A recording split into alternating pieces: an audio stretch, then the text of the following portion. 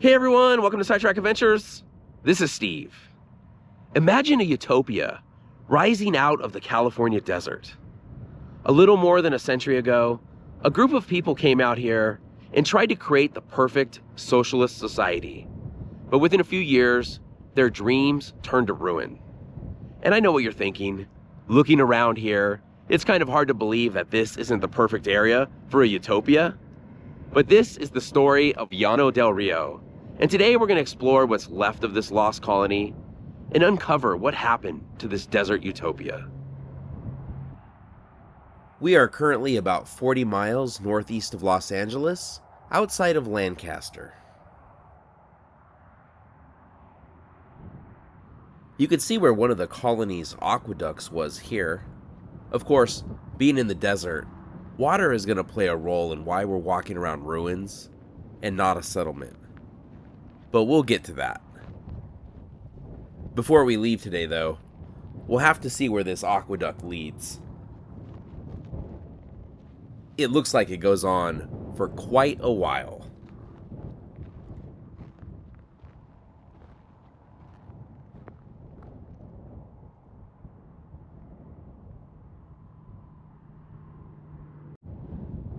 Over here is all that is left of the Llano del Rio General Assembly Hall and Hotel. Let's take a closer look and we'll talk about the history of this place. The story begins with a man named Job Harriman. He was a lawyer and one of the most prominent socialists in the United States. This was years before the Russian Revolution, when socialism was still a growing political movement in America. In 1911, Harriman ran for mayor of Los Angeles and had a real chance of winning. But just days before the election, two labor activists accused of bombing the Los Angeles Times building admitted their guilt. The bombing had killed more than 20 people and shocked the city. Because Harriman had served as one of the men's defense attorneys, the scandal devastated the socialist movement in Los Angeles and likely cost him the election. After the loss, Harriman decided to pursue a different path. Rather than trying to transform an existing city, he would help build an entirely new community from the ground up, one organized around socialist principles. So in 1914, the Llano del Rio Cooperative Colony was born.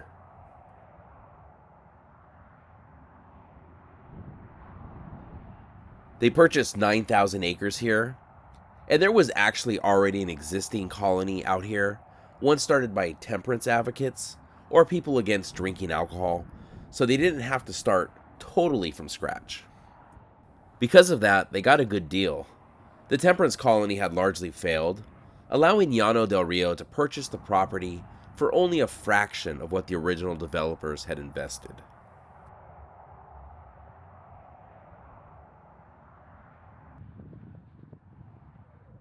The architect for the colony was Alice Constance Austin, who envisioned a circular layout.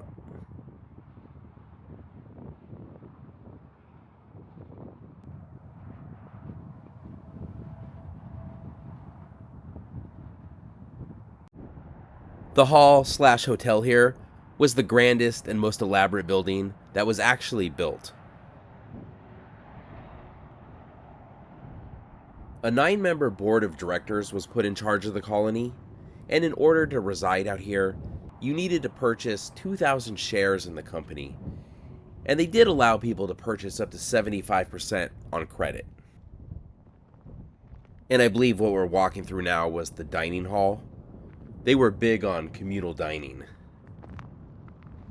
In addition to purchasing the shares, you also needed 3 references and be tested on your dedication to socialism before being allowed to live out here. And you also had to be white. A major draw to this place was the promise of a good wage. Initially, members were to be paid a salary of $4 a day, with living expenses and $1 deducted for any stock bought on credit. The average daily wage in 1914 was about $2 a day, so this was roughly double the average American wage. In reality, much of that money existed only on paper, though. After deductions for living expenses and stock purchases, any remaining earnings were placed into a trust account that wouldn't be paid until the colony itself became profitable. That day never came. The ruins out here are quite substantial. This place got pretty big. When the colony opened in 1914, only 5 residents were here. By the beginning of 1915, it had grown to 150 people. If it stayed at that level, it might have done okay, but it kept growing. By 1917, the population had grown to somewhere around 1,000 people.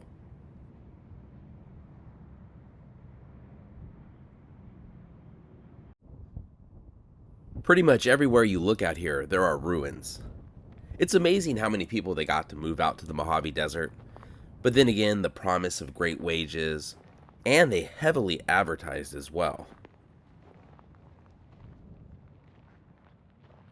Harriman also owned a magazine called The Western Comrade, and it wasn't exactly an unbiased source. It portrayed Llano as the future of society, the greatest thing since sliced bread. Actually, sliced bread wouldn't be invented for another decade or so I'm not sure what the greatest thing was at the time, but the magazine really hyped this place up. All of the unrealistic expectations in this place led to a lot of unhappiness in the people who came out here to live. And letting it grow to over 1,000 people put a tremendous strain on the colony's resources. There are some steps here, so we're either going through the front door or the back door of whatever this building once was. I'm not 100% sure, but I believe we just went through the general store. Unfortunately, these days, most of the buildings out here look the same. I'm not sure what this was, though. This doesn't look like it would have been a building. It's way too small.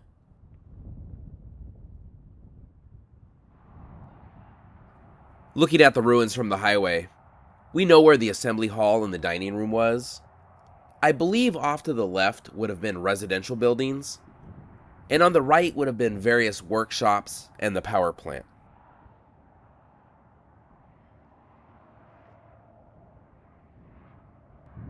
This should be one of the residential areas.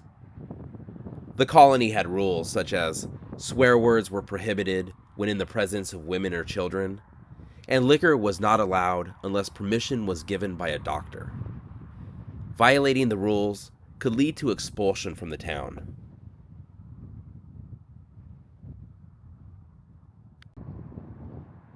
This place also held community activities.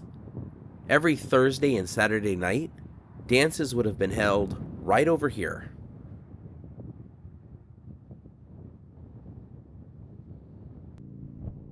It looks like we may have found the dump.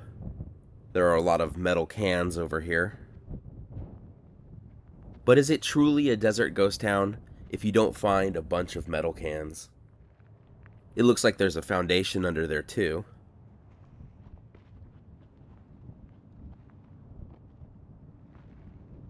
From a map I've seen, I believe around this area somewhere is where they would have printed the Western Comrade. They also had a newspaper out here, schools, a post office, there were hopes for a railroad stop, and the colony even had a baseball team. As you can imagine, with this being the desert and all, water isn't exactly in abundance. It turned out, building a socialist town was easier than finding enough water to keep it alive. The colony's founders had believed there would be enough water to irrigate thousands of acres of farmland. But the reality turned out to be very different. And it looks like we have some water storage right here. There are also some wells out here, but they're graded up so you don't fall into them.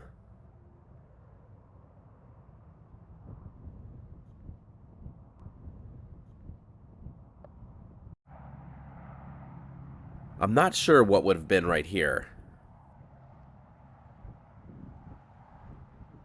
There are just foundations buried everywhere.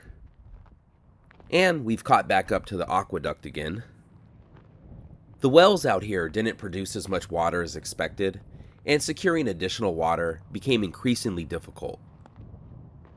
The colony also became tied up in legal disputes over water rights with neighboring landowners, and drought years only made the situation worse. And boy, does this aqueduct go on for quite a while. We'll get to the end of it eventually, but without enough water, farming couldn't expand the way the planners had envisioned.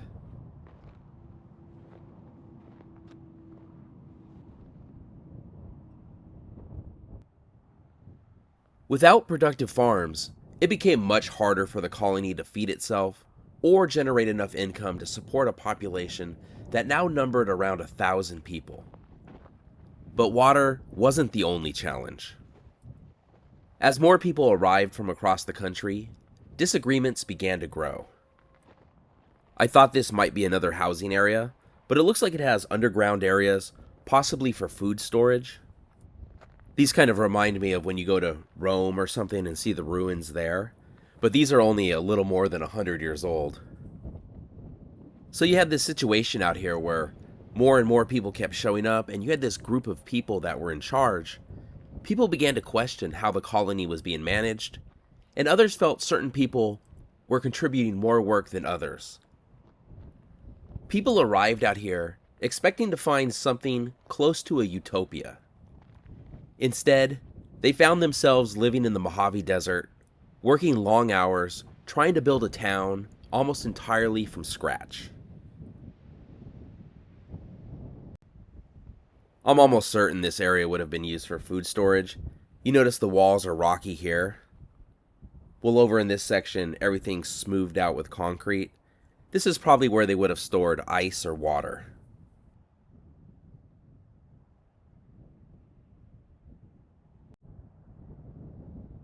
I'm not certain, but I believe this was a warehouse over here. I've seen a historic photo taken from this same spot, but even by then, it was already just the skeleton of a building.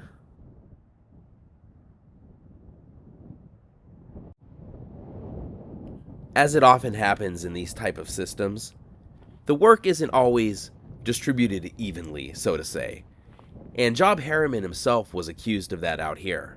People felt he had too much influence in a community that was supposed to be governed cooperatively.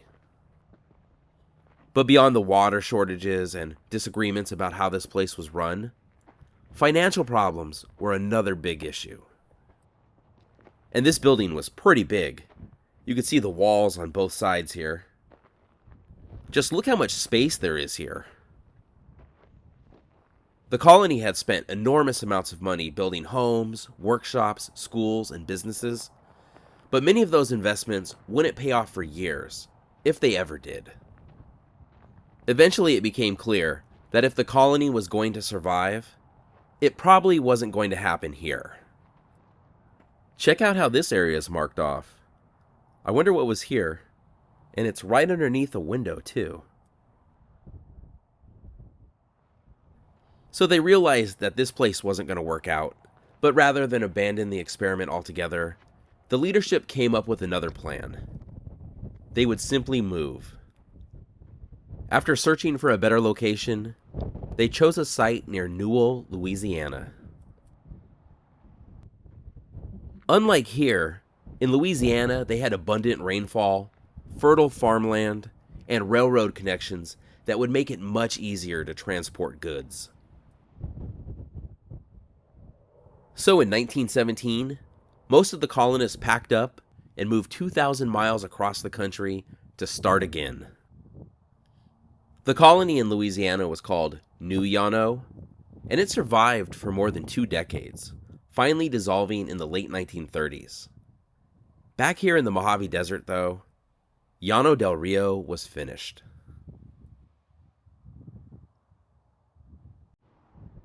Against this other wall, there's a whole bunch of those sections that are marked off, and I have no idea what this would have been for. As I mentioned, I think this was a warehouse, and maybe this is just how things were separated. Or maybe someone came here years later and just did this for fun. Though I'm not sure what kind of fun you get out of putting rocks in a line. When this place shut down, many of the buildings were dismantled and moved to nearby communities like Pear Blossom. Especially back then, wood was a scarce resource in the desert, so as soon as this place shut down, people would have come out here and stripped it of all its wood pretty much right away. There is so much still left though. You could just tell this place was huge.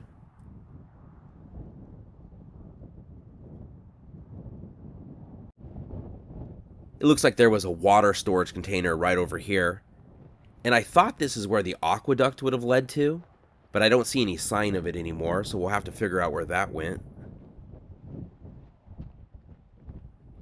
After this place shut down, Harriman, who had tuberculosis, was only able to stay in Louisiana for about a year before returning to Los Angeles for his health. He died in 1925. So his colony outlived him, at least the one in Louisiana. There was a claim that he denounced socialism on his deathbed, but the new Llano newspaper disputed that.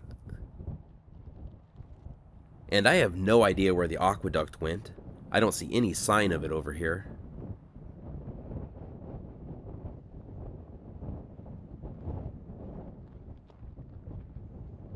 It looked like it was heading in this direction, so either it's been completely buried, or it didn't quite make it here. I think I may need to take a look at the map's satellite view or get the drone up and try to find this thing again. Because it should be right around here somewhere.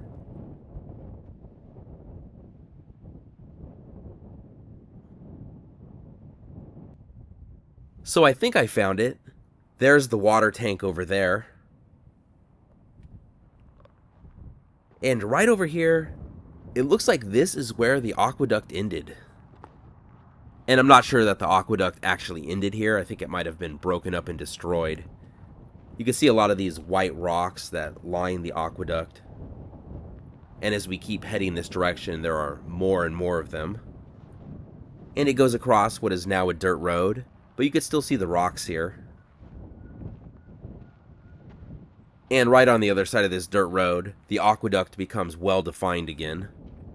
This bush is kind of hiding it, but once we look behind the bush, here's the aqueduct. If I had to guess, the aqueduct probably went this way, following the trail of rocks, and probably went all the way to the water tank. But in the last 100 years, someone either buried it or removed it from this area, probably because of this road.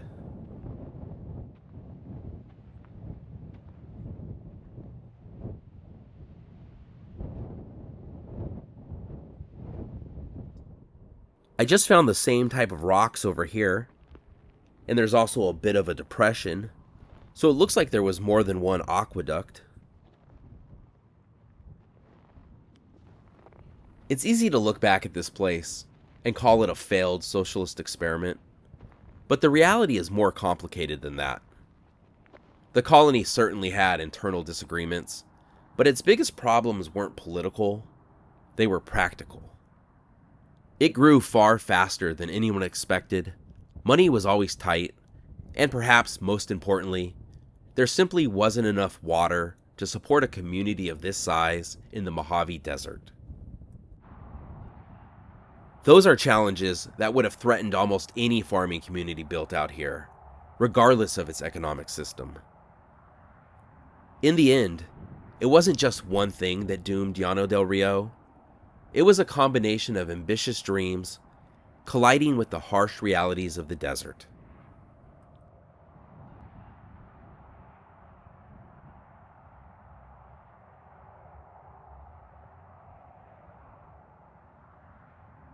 So that's our look at the utopia of Llano del Rio. But I guess utopias just ain't what they used to be. Thank you so much for watching. If you enjoyed the video, please give it a thumbs up, consider subscribing, and we'll see you next week.